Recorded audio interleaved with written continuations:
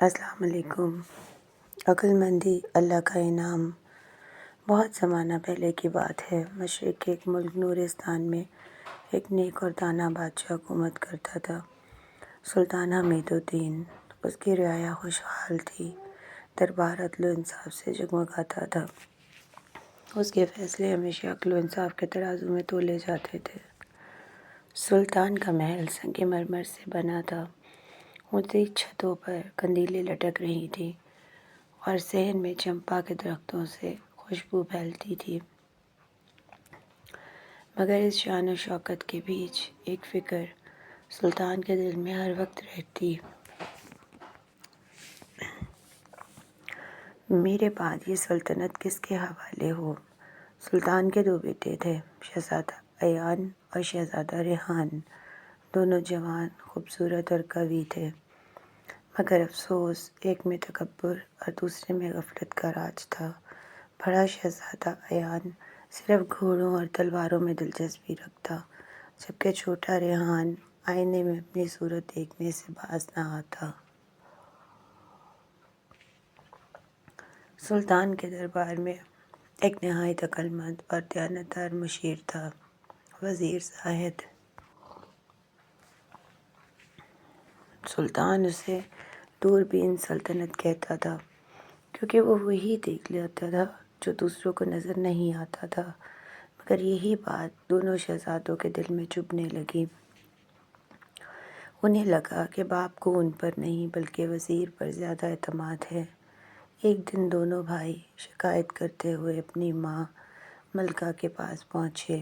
ایان بولا، امی جان، ابا حضور ہماری بات کبھی نہیں سنتے، ہر بات میں وزیر زاہد کی رائے کو اہمیت دیتے ہیں۔ ریحان نے بھی بات بڑھائی، اگر یہی حال رہا تو تخت ہمیں نہیں وزیر کو مل جائے گا۔ ملکہ نرم دل تھی، مگر اولاد کی باتوں میں آ گئی۔ اس نے رات کو سلطان سے کہا، بادشاہ سلامت، کبھی اپنے بیٹوں کو بھی کسی فیصلے میں شریک کیجیے۔ جب تک وہ ذمہ داری نہیں سنبھالیں گے، عقل کیسے سیکھیں گے؟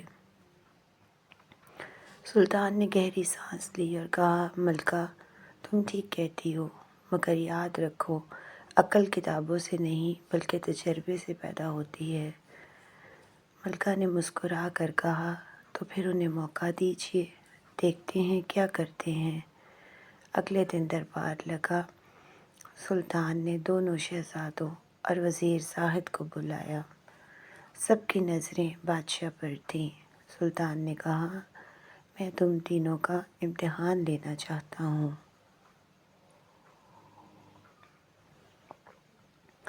دیکھتے ہیں کہ سلطنت سنبھالنے کے قابل کون ہے۔ ایان نے غرور سے کہا، ہمیشہ ہم ہی کیوں آزمائے جائیں، کبھی وزیر کو بھی آزمائیے۔ دربار میں خاموشی چھا گئی۔ سلطان نے سنجیدگی سے کہا، ٹھیک ہے، کل وزیر کا بھی امتحان ہوگا، لیکن اگر تم ہار گئے اور اسے اپنا استاد ماننا ہوگا۔ دونوں شہزادوں نے کہا، منظور ہے۔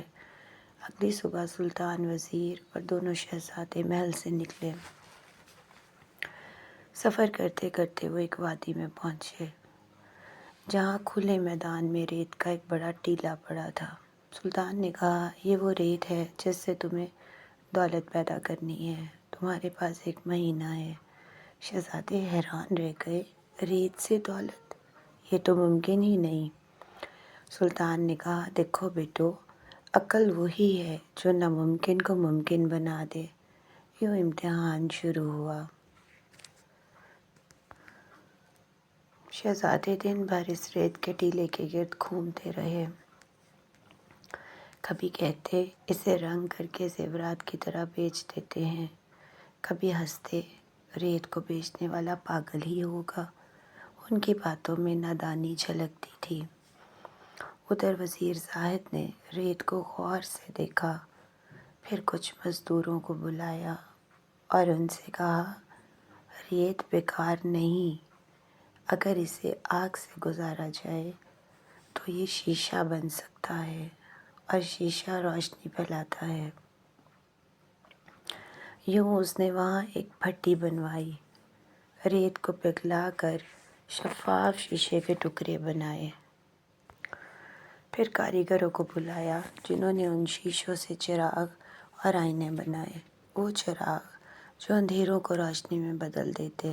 1 مہینہ گزر گیا، شہزادے تھک چکے تھے، ان کے ہاتھ خالی تھے، مگر وزیر کے علاقے سے روشنی آ رہی تھی، وہی چراغ جن میں آگ کی بجائے عقل جل رہی تھی۔ جب وقت پورا ہوا تو سلطان واپس آیا۔ اس نے شہزادوں سے پوچھا، کیا تم نے دولت بنائی؟ دونوں نے نظریں جھکا لیں۔ پھر سلطان وزیر کے پاس گیا، وہاں روشنی اسے چمکتا ایک چھوٹا سا بازار تھا، لوگ خوش تھے، ان کے ہاتھوں میں شیشے کے چراغ اور آئینے تھے۔ سلطان نے کہا، زاہد، تم نے ریت کو سونا بنا دیا ہے۔ وزیر نے جواب دیا، نہیں حضور، میں نے ریت کو اس کے اصل کام پر لگا دیا، روشنی پھیلانے کے لیے۔ یہی عقل ہے۔ شہزادوں کی آنکھوں میں شرم سے آنسو بہنے لگے۔ ایان بولا، ابا جان، ہم نے ریت کو مٹی سمجھا، مگر وزیر نے اس میں علم دیکھا۔ ریحان نے کہا، ہم نے غرور میں آنکھیں بند رکھیں اور اسی نے ہمیں اندھیرے میں رکھا۔ سلطان نے نرمی سے کہا، یاد رکھو، جو عقل میں عاجزی نہ رکھے وہ بادشاہ نہیں بن سکتا۔ دونوں شہزادوں نے وزیر کے قدم چومے۔ وزیر نے مسکرا کر کہا، جب انسان اپنی غلطی مان لے تبھی اس کی اصلاح شروع ہو جاتی ہے۔ کچھ عرصے بعد سلطان نے اعلان کیا، میرے بیٹے اب وزیر زاہد کے شاگرد ہوں گے، وہ ان سے سلطنت کا علم سیکھیں گے، کیونکہ تخت پر بیٹھنے کے لیے پہلے عقل کی کرسی حاصل کرنا ضروری ہے۔ وقت گزرا، شہزادے بدل گئے، ان کے لہجے میں نرمی اور فیصلوں میں انصاف آ گیا، لوگ دعائیں دینے لگے۔ اور پھر ایک دن سلطان نے کہا، میں نے دیکھا ہے کہ ریت بھی سونا بن سکتی ہے اگر نیت صاف ہو اور عقل بیدار۔